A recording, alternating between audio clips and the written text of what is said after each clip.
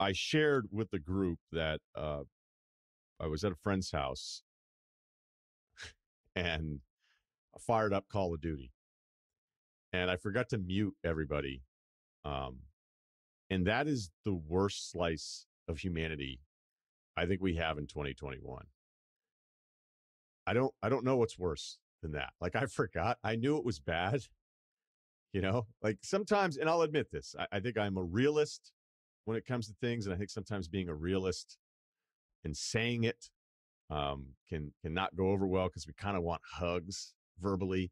But like when I see a bullying campaign and I go, I hope this works because it sucks. It sucks to be a young kid and have people make fun of you. It sucks to be an older brother and have somebody make fun of your sister or your brother. It's got to be even worse to be a parent and know that your kid isn't cool and he's coming home and he's being made fun of. Like, that can really fuck a kid up, and I hate it. It really, it bums me out even just thinking about it.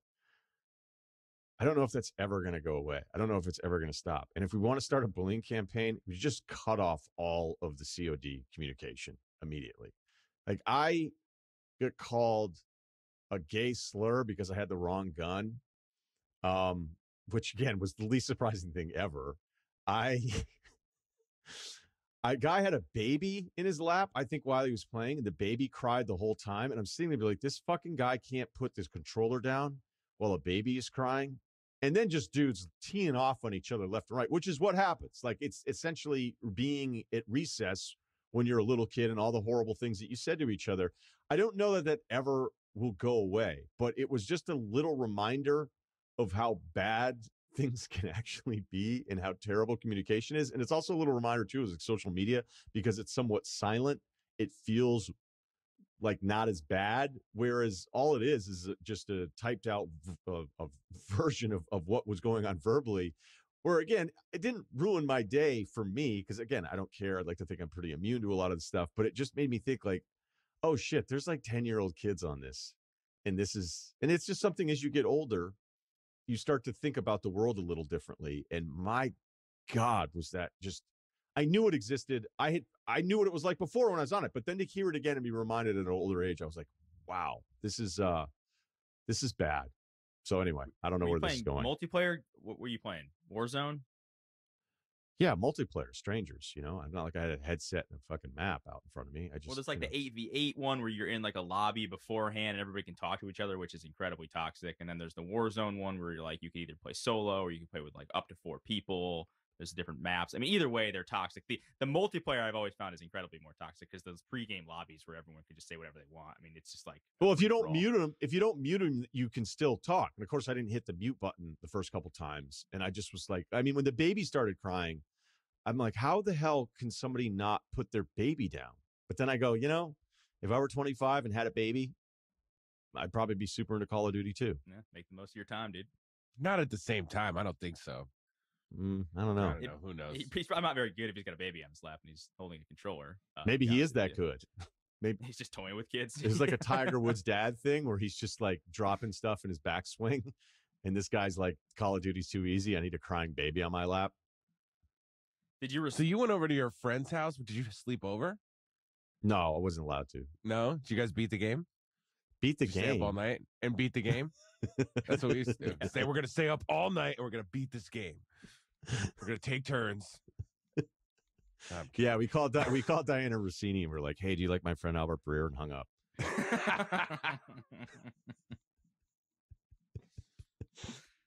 Yeah, whenever I play any of these games, I immediately start a party by myself so that I don't have to mute anyone individually. Because you said there's kids on there. Sometimes the kids are the worst, man. Sometimes the kids are the absolute worst. Oh, yeah, no doubt. But like, imagine if you're just like a sweet kind of isolated, like certain parents have different places. I remember I offered up some video games to a guy whose kid was like 8 or 9. And the guy was like, what kind of video games are they? And I was like, well, it wasn't Call of Duty, but it was something, a gun. He goes, nope. He goes, I'm trying to extend Disney and rainbows and Santa as long as I possibly can because the world is nasty. Which, again, you can make an argument against. Like, okay, now you've got like a 13-year-old kid that still believes in Santa. Like, I don't think, no offense to the Santa believers that are still listening to the podcast, but I don't know that I would want that if I had a son who's arguing. He's coming home going, Dad, what the hell? Basketball practice today. Dave's just getting a ton of shout outs today. But you're right, Kyle. You're right that the younger dudes can be just as vicious. And honestly, if you're an older guy yelling at an 11-year-old, that's far worse than an 11-year-old yelling at me. So, but the voice, it's the pitch of the voice that really fucking drives me insane. So I literally just never plays with anybody. If you're calling me a pussy and you're 2 years from your balls dropping, it's really, I'm steaming. So I just need to make sure I never talk to anybody. That's basically what I do. Yeah. I think when you're a little kid, though, like you're on this thing, there's like no consequences. It's like, sure, I'm just going to let it fly. I'm going to use every swear word that I know. And there's like some freedom to that. And it's obviously not great, but it is what it is. Like I had a buddy who's a full grown adult who got banned from Xbox Live for 2 days for DMing somebody after a Call of Duty game. What he DM? What'd he say? He just called him a bitch. He say? And in his defense, the kid sucked. I think it was in FIFA. And that's where you bring up the Call of Duty community. A lot of these communities are actually terrible. So Rudy, I stand with my friend. Yeah, that's what I mean. Because that kid honestly, sucked. the kid sucked. He did. He was probably using PSG, and all he was doing was, holding the sprint button down the right side and doing freaking, whatever, all the bullshit that people do. But Wow. I mean, the problem I think with Call of Duty though is like they've created a game that actually sucks because it doesn't make any sense and it pisses me off and it pisses everybody off. Boy. But it's super addicting, right? Like you can't stop. It's always like one more game. I'm gonna play one more game. I'm gonna play one more game. Like I'll be sitting there playing games, FIFA, Call of Duty, and I'll just I'll have the headset on or I'll be talking to my friends or whatever, and I'm just like pissed off because like something stupid happens, and my wife Matt would be like, "Why are you? It's actively making you mad. Like why do you keep playing this game?" And I didn't have a great answer for her. I was like, I don't know. I'm just kind of addicted to it. So I think that's part of the problem is like these games piss us off and they put us in a bad mood to begin with, and then there's the kid factor where like there's a 10-year-old who's got more freedom than he's ever had in his life. And he's going to fire off a couple of things. I wish I could repeat word for word what the kid said to me about having the wrong weapon, but I can't because then someone will turn it. Ryan said this on the thing because the delivery of it, like for me to just be on the couch and I was like, whoa. Not that it was surprising. That happens. Yeah. I'm imagining you probably said something funny back that the kid didn't get. That's probably what I'm guessing. But I didn't say anything. I don't have a headset. I'm not talking to anybody. Oh, you don't? No. Oh, literally, it's just blaring through your TV. That's amazing. That's great. That's great. Basically, what I do now to avoid all that, I have got 4 guys. Most of the games we play, there's a team of 4 that you can get. So there's a game we play when there's 4 of us, and then if there's not 4 of us or there's not enough, I got my one game that I play solo. That's basically what I do. I don't even put myself in a situation where I got to be a part of a team of 3 random people. It's just not worth it anymore for me. I'll just play my solo game. And then when I see we've got enough people for a squad, that's when I'll fire up the regular game. So that's the way I found out Full to just squad stay or out no of squad, dude. I get it. I respect that. Exactly. The game is just different. I'll just play a totally different game. I won't even be tempted to maybe try to win this game with 3 random people. All right, well said. Let's talk in Call of Duty. You want details? Fine. I drive a Ferrari 355 Cabriolet. What's up? I have a ridiculous house in the South Fork. I have every toy you can possibly imagine. And best of all, kids, I am liquid. So, now you know what's possible. Let me tell you what's required. Life advice, the email, lifeadvicerr@gmail.com. Okay, this is a good one, Kyle. It was from a while ago, but I found it again because I just think this is important. All right, guys, 25, 5'10", 185, a 345-pound squat, though. All right.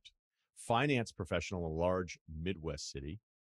I came here to ask about something I'm surprised hasn't been asked about yet. As a 25-year-old bachelor looking to meet my future wife, what is an acceptable way to design your bedroom? I can't imagine girls love the Michael Jordan wings portrait above my bed, but I love sports, so I don't know how else to decorate. Ryan, how do I progress from my frat bedroom to an acceptable adult bedroom? Thanks. Also, shout out to Cerruti because Kyle gets all the shout outs, and I don't want him getting a big head. Don't worry about that. Oh, that's great. Yeah, I think that's great. I think Kyle's always a pretty grounded guy, no matter all the love. His approval rating's the highest of anyone on the podcast. All right. Great question.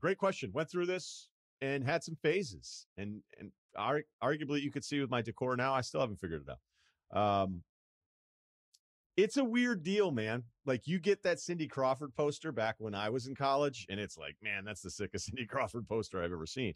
And then you think you're a bit of an adult, right? And then you get like the workers on the construction site eating lunch on a steel beam. You're like, that's really cool. Or that one where it's the wave on that place in Europe where the wave is like crashing that thing. You're like, oh, I'll grab that. Or like maybe it's one of those French wine ads that you put up. It's like Pinot. God, I had all these. Yeah, and you're like 23, and you're like, I'm so fucking old and cool and mature. I saw this TJ Maxx deal. Like I went through. I bought a Miles Davis kind of blue poster, and then I framed it myself with a frame I think from Ames that wasn't glass and it was plastic, and I'm pretty sure the poster was too big for the frame, so it sort of bent it. And then when I hung it, it definitely bent the frame because it was a piece of shit.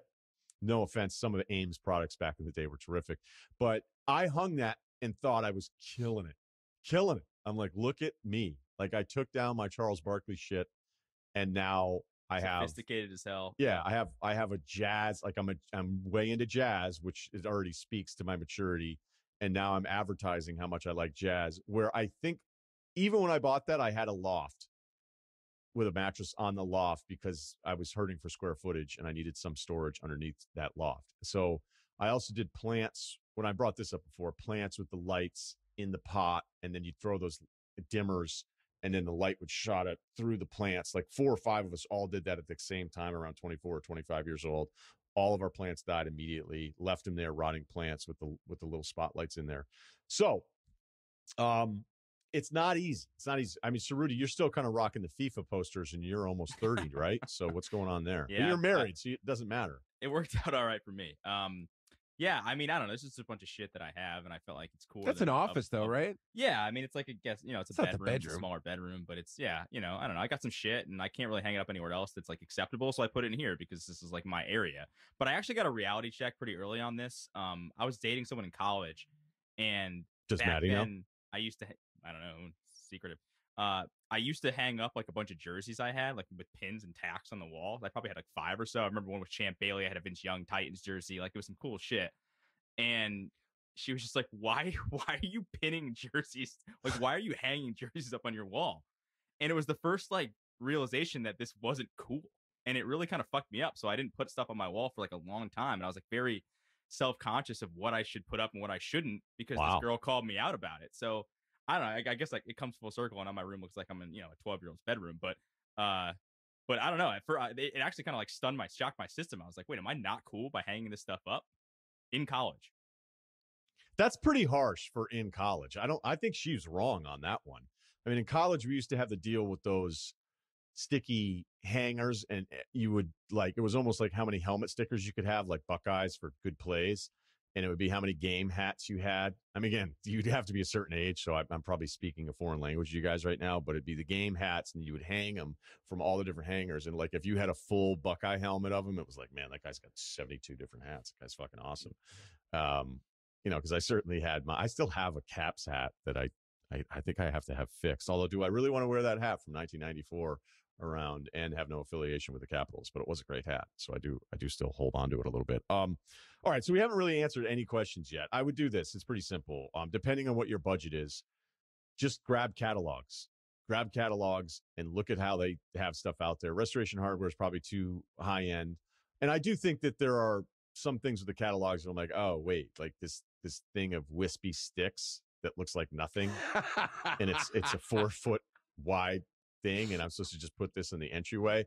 I would talk to either someone at a Crate and Barrel, or if you want to go on the lower end, CB2, or I would just grab catalogs and kind of look around and see what adults do, and then you can even go in and tell the person at, say, Crate and Barrel, because again, restoration's on the higher end. You may just say, hey, look, this is my deal. These are my goals. And this is what I would like to do. You might even meet somebody out of the whole deal. Who knows? With those squat numbers, she may love you. Like, this guy's into our end of fucking heavy squat. So that's really the best I could do. But you're right. Like, your headspace is in the right place here, because you got to probably start taking down, the Spud McKenzie posters of him surfing, which again is a super dated reference, which I think I had that when I wasn't even in junior high. So I might want to ask you guys to edit that out, but it's too late. We'll leave it in. Or like a shelf of all the different IPAs that you drank over the last couple of years. That's a good one. I went to a buddy's house for like an after hours. It wasn't really even like a sanctioned after hours. It was years ago. It was, hey, we're going to head back to my place. I'm like, done, we're in. And then I rolled in, and I was like 10 years older than all the guys. And they had every empty handle they'd ever gone through on the top of the cabinets. And the first thing I said was, I was like, oh, man, so you guys really drank, huh? And they said that it shook them so bad, they threw them all out that weekend. Sometimes you need that, though. Like, you did them a favor, man. Like, good for you.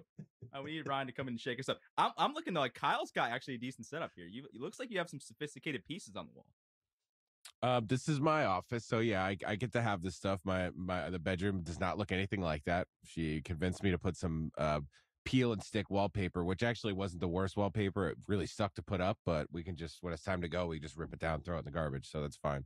But I agree with what Ryan said, is that like, that's how I look at it. Fucking wispy sticks. It's like, okay, so there's the $400 wispy sticks that I'm supposed to have, or the $59.99 version of it at TJ Maxx that sucks and it's made out of fucking styrofoam or something. Like, I don't get any of it. And so luckily I just basically have to say yes or no now. I'm at that point where I'm like, I don't care, or that's not coming in our house. Other than that, I don't really have any thoughts, because what I would want to do is put up, sports stuff and movie stuff. That's what I would want to do, but I contain it to the room that only I belong in now. Yeah, like I have a really fancy Good, the Bad, and the Ugly movie poster frame, and I got Where does that go? I had it. It was on the way down to the man cave in Connecticut. Yeah. To be totally honest with you, I don't even think I know where it is right now. Because I was like, I probably don't want, at this stage of my life, I don't think I want the Good, the Bad, and the Ugly poster, even though it's probably one of my top 5 favorite movies of all time.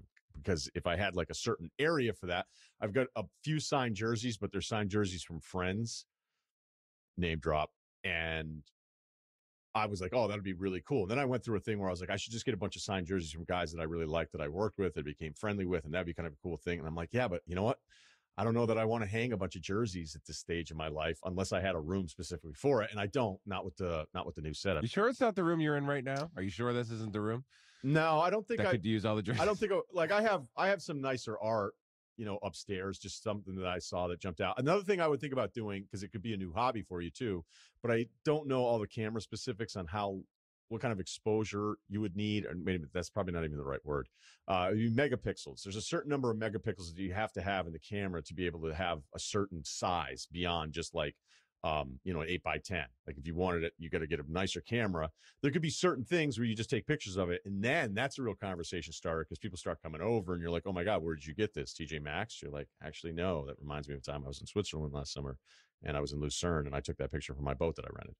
So, God damn it. There you go. I mean, you start throwing around that kind of shit in your mid-20s, you may have to save for 2 engagement rings. You know what I'm saying? All right. Let's get one more in here. That went forever. I love my little camera spiel that was totally wrong the entire time, but I think I saved it at the last minute. I think it's megapixels. All right. Oh, okay. The good one. Sort of. A 6162 on a good day. I like that. 175.19. I want to start. Not a god. Oh, this is all right.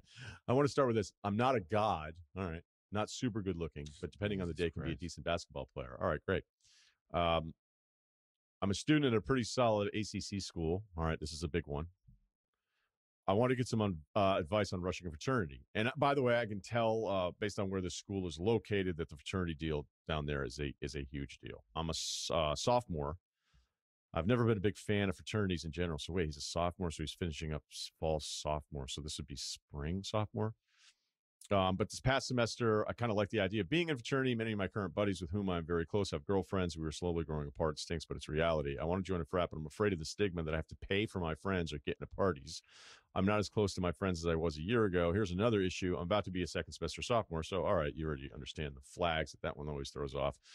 So this is my last chance. But weirdly, a guy as old as me would be rushing for a frat. I think it's pretty dumb to be someone's freshman, to be some freshman's little sidekick for a semester just so I can get in a fraternity. So again, this is, for people who don't understand it, this is basically the last time you would ever rush a fraternity. If you rush a fraternity as a junior in your fall semester, like guys would be like, dude, I remember when I rushed, and I'll take you guys through the whole time. Like when I did it, there was some Swiss guy who was like 21 who was, he was just starting college at 21 years old. I think he was in the military or something, and then wanted to ski, so he went to Vermont.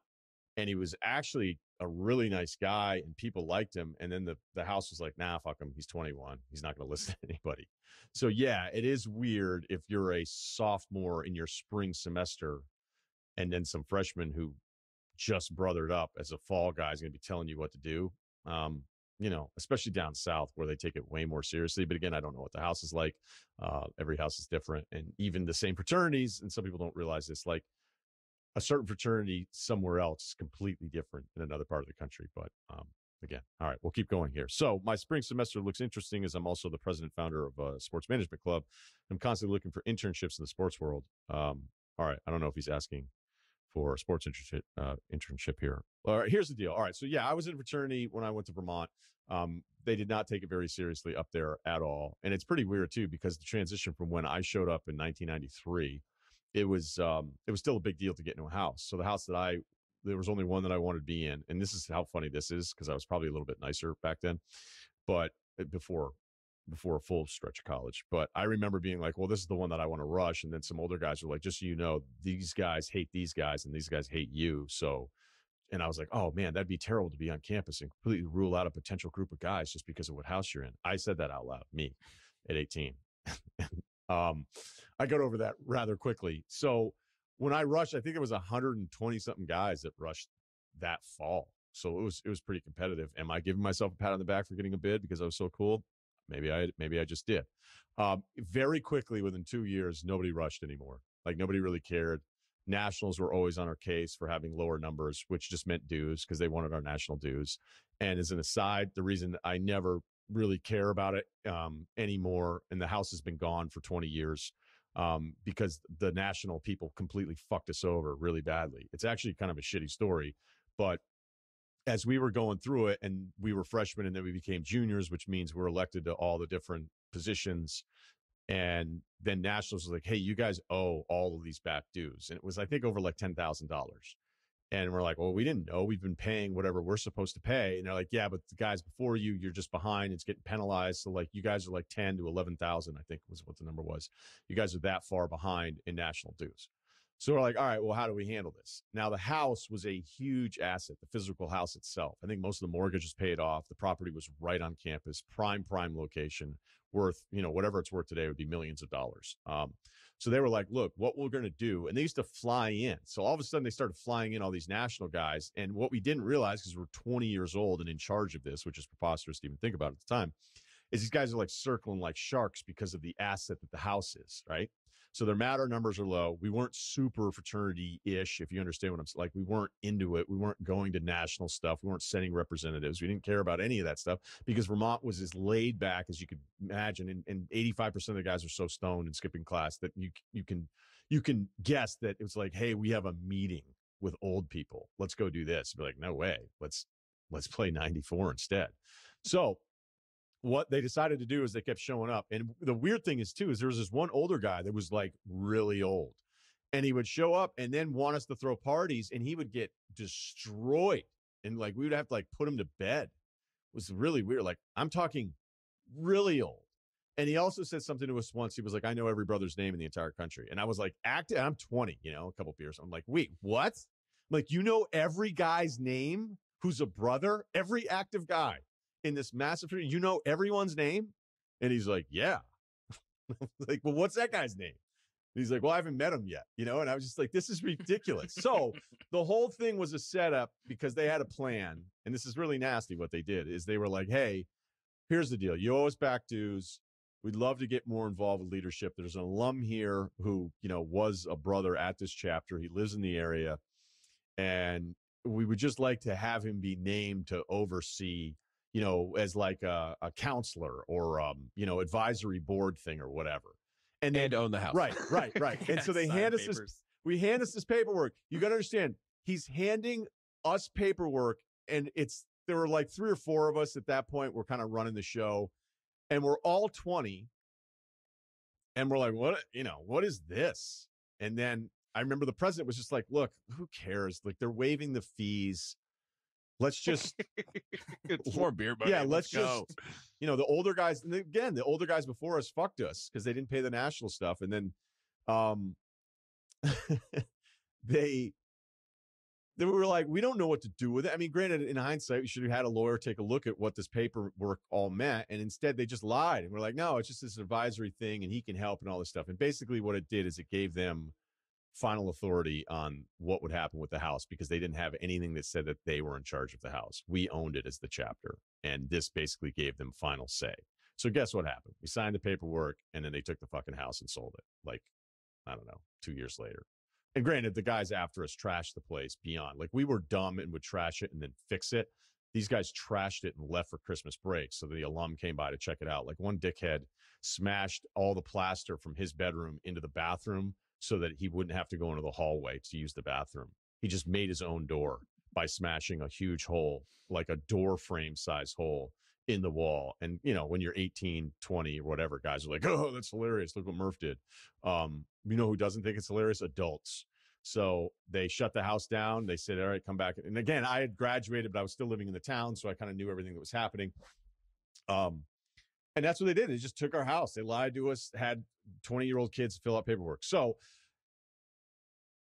that probably has nothing to do with your current dilemma. I was just thinking about that. Yep. I don't think it had anything to do with it.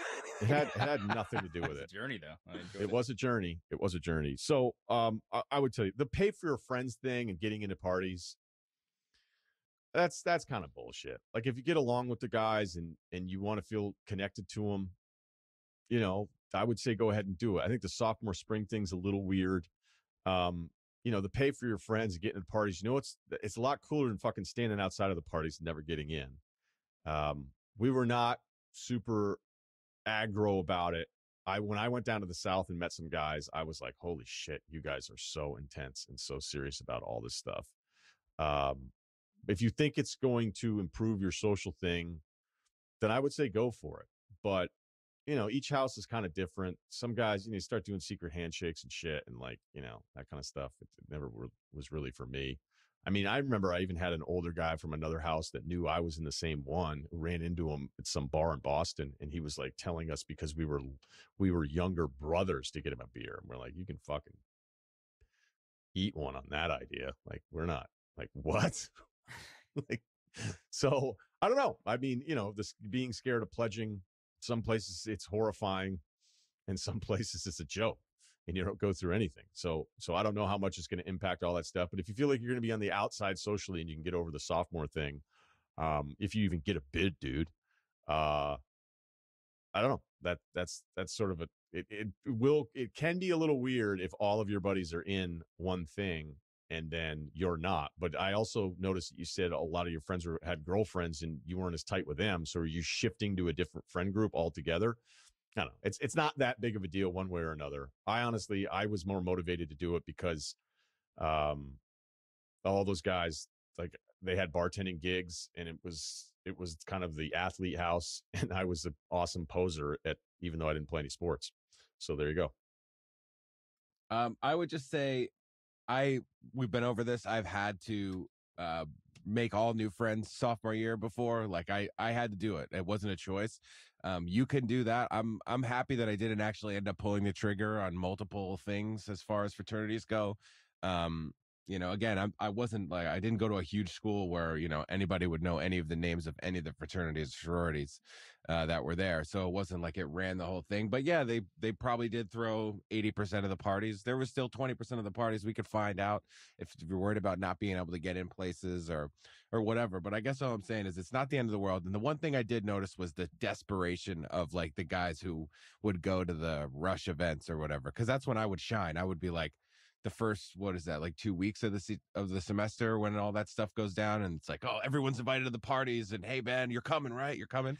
And I would just see like the desperation on the other guys who were kind of there with me, but I just kind of felt like I was never going to do it anyway. But it's like, these are the parties. I got to take a look at this house. I don't think they'll let me in a couple weeks. So I noticed as a guy who was there like enjoying it, and then the other guys who were there like really fucking hoping they made it, I just was like, I mean, how do you try out for this team? Do you just try to are you being yourself? I don't think so. So all I'm saying is don't put your ability to just make new friends like count on yourself, because also it's good practice for life when you move to the next town and you got to make friends, and there's no fucking club that you can join that's like a fraternity, really. Yeah, So, like some of these big schools in the South, I totally get why you would do it. Vermont, you didn't Yeah. really need to, and towards the end of my run there, you definitely didn't need to. It's amazing how quickly, like within 4 years, it went from a super important thing to something that was kind of an afterthought. But look, I'd be lying if I didn't say it didn't open different doors socially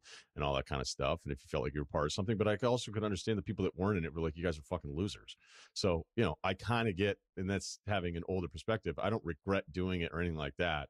I guess I just told that story to tell that story because it's incredible bullshit. Like to this day, because the alums thing, like people I don't even know will email me every now and then asking for money always, and then like, hey, would you do this? And I want nothing to do with it because I'm like, you guys stole our fucking house. Like, you think I'm gonna be wearing a hoodie, telling people like donate money? Give me a break. So anyway, back to you, Serby. No, I mean, I'm like you, Kyle. I went to a small liberal arts school in the Northeast. Shout out Quinnipiac. And it was kind of weird to be in frats. There were a couple. I mean, most of the people, like, nobody liked the cheat guys. Everybody didn't like them. And it was kind of those guys. And they just, so it wasn't a positive vibe on the campus. Plus, I always kind of thought that like frats are sort of like a pyramid scheme for friendship. I just never really understood them properly, right? whoa, Whoa, wow. And then and did you protest ever on campus? Like I did not. I did not. But I never had like issues like finding friends in college or whatever. I understand that people do. So like I cannot give someone advice on that because I can understand it could be hard. And if you want to just, hey, these are my brothers and it's easy and we hang out and they give me beer and my life is simple, my social life is simple, I get that. And it's a totally different game when we started traveling to different things, LSU, Wisconsin, different college campuses, Ryan, for different shows at ESPN. Like it did open my eyes to like why this could be cool. And I will say I was just recently on the West Coast driving through Berkeley and Cal, and they had like all these sick frat houses. And it just, for the first time in my life, I was like, oh, that actually kind of would be cool. I mean, they're old. This is what money looks like. Yeah, and I'm like, got this like if all right, and he said he went to a big ACC school, so maybe that is a cool scene, and there's like a bunch of houses, and everybody's kind of like, not that they're rivals, but you're part of this like group of people. I get why that would be appealing. It wouldn't be for me, but I would say if you feel like you're gonna have a hard time finding friends and it's your sophomore year, I'd say go for it. Your social life is gonna be easier.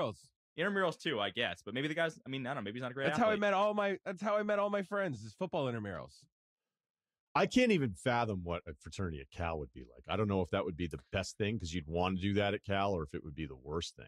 You know what our fraternity used to have in the 70s were little sisters. So they would actually like, obviously they wouldn't go through the same pledging thing. That was not around when I was around, but I was like, wait, what? Like we look back at old composites, which again was always the funniest thing. Like early 80s, late 70s composites, the guys all looked like they were 45 years old. And you're like, are people going to look at us and then think we looked 100 in them? I'm like, yeah, I think it's just science. But I don't know. I the South thing, every time I went to any of those games down south and saw the way they handle it, I was like, this is nuts. And so when you see a fraternity at the other end of Bryant Denny Stadium, and they've got a band, it's packed, huge fence up around it because they're trying to make sure not everybody's getting in. I look at that and go like, it looks really cool. And at 18 and 19, it'd be hard to tell you, be like, oh, I'm going to walk by that and hate it. It looks like what an unbelievable deal this is, especially for like a game day Saturday deal, especially when you go down that whole, I think it's that whole main drag in front of Bryant Denny, and all the different houses are doing those different things. I've done that walk probably 10 times, and you just kind of look past it going, all right. And then I think it's the older guy looking at the younger guys, realizing they're probably having the best 4 years of their life. But, we even had it back at a campus when no one really even cared about it. Every now and then it'd be like, oh, you guys are the worst. You're just like, all right, whatever. Like, I got it. I dated a girl at a Syracuse sorority, and I was there for like some sort of event, and I was like, I feel like I'm in a church right now. I don't know. It was like it was like old. Everything was like old, and I don't know. It felt like I didn't feel comfortable in their house. There was just a bunch of pictures, and it was like old carpet, and yeah, for the longest time, I just felt like I was in church. We weren't allowed in. Like if we went to a sorority house during the day, we were like told. I mean, this is the mid '90s, and you weren't supposed to leave the lobby. Like you couldn't leave them. Now again, after a while, you start realizing like, wait, what? Like I'm not going upstairs. Okay, Right, but there was no wink, wink. Right, there were never any parties there or anything formal or anything like that. All right, this has gone on way too long. Good luck, buddy. All right, thank you to Kyle and Steve. Hope it works out. Yeah, hope it works out, dude. Thank you as always. We have something different planned for Wednesday. An author for a book that has nothing to do with sports, and I can't wait to do that. So we get some other stuff as well. Enjoy the holidays. We'll ramp it up again. Ryen Russillo Podcast, Springer, Spotify. Thanks.